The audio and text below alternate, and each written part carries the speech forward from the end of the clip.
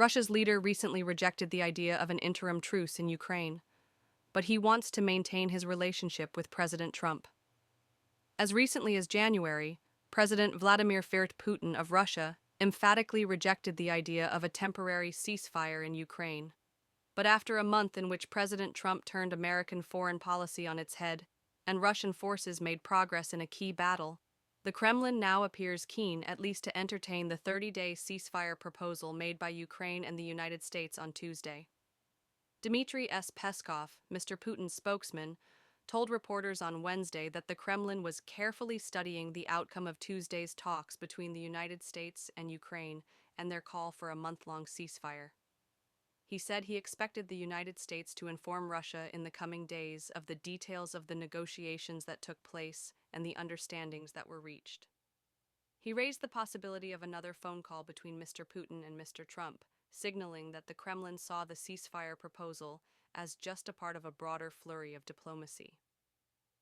Late Wednesday, Mr. Putin sought to show he was in control of events by donning military fatigues and holding a televised meeting with his top military officials charged with pushing Ukraine out of Russia's Kursk region, where Russia has made progress in recent weeks. He directed his troops to defeat Ukraine in the region in the shortest possible time, a move that, if successful, would deny Ukraine a key point of leverage in any negotiations with Russia.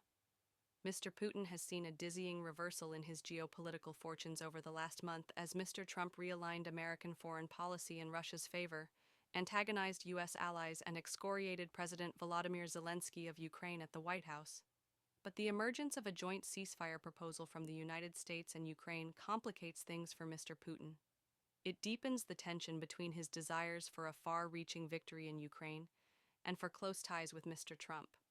While Mr. Trump says he wants to end the war as soon as possible, Mr. Putin has signaled he will not stop fighting until he extracts major concessions from the West and from Kiev, including a pledge that Ukraine will not join NATO and that the alliance will reduce its presence in Central and Eastern Europe. On January 20, when he congratulated Mr. Trump on his inauguration, Mr. Putin made clear that the goal of any Ukraine talks must not be a short ceasefire, not some kind of respite. Russia, he said, sought a long-term peace based on respect for the legitimate interests of all people, all nations who live in this region. Analysts say Mr. Putin's opposition to a temporary ceasefire stemmed from the simple calculation that with Russian forces gaining on the battlefield, Moscow would only give up its leverage by stopping the fighting without winning concessions. But a February 12 phone call between Mr. Putin and Mr. Trump and the White House's subsequent alignment with Russia at the United Nations and elsewhere may have affected Mr. Putin's calculus by making him more eager to stay on Mr. Trump's good side, analysts say. That sets up a delicate balancing act for the Kremlin. Ilya Grashenkov, a political analyst in Moscow, said the Kremlin could be tempted to accept a truce that would be tactically unfavorable but strategically favorable in order to show that it's a peacemaker. While Russians were not present at Tuesday's talks in Jeddah, Saudi Arabia, the Trump administration has kept up its engagement with the Kremlin. John Ratcliffe, the CIA director, spoke to his Russian counterpart, Sergei Narishkin, on Tuesday, Russia's foreign intelligence agency said on Wednesday.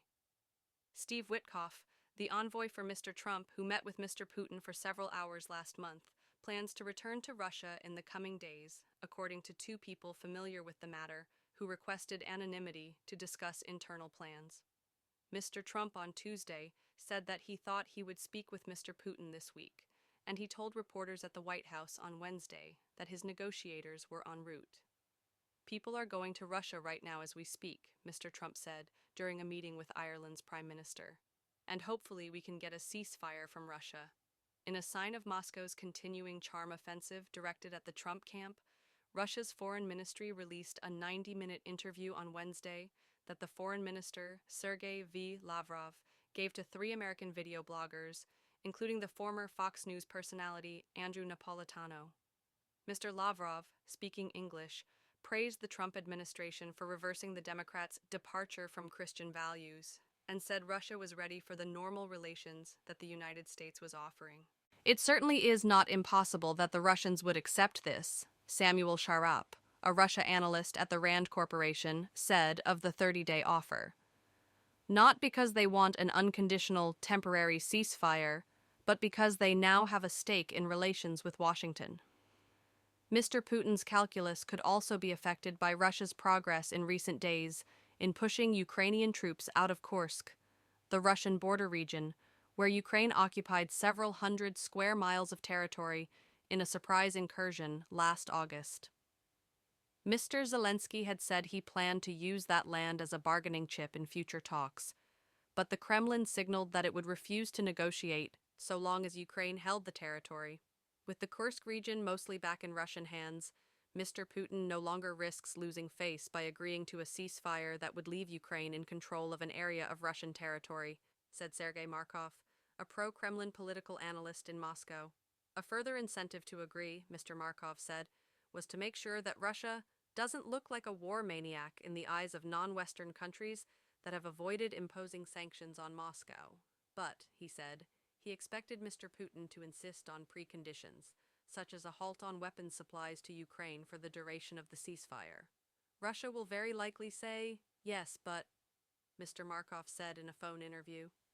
Russia's popular pro-war bloggers on Wednesday did not display much enthusiasm for a ceasefire.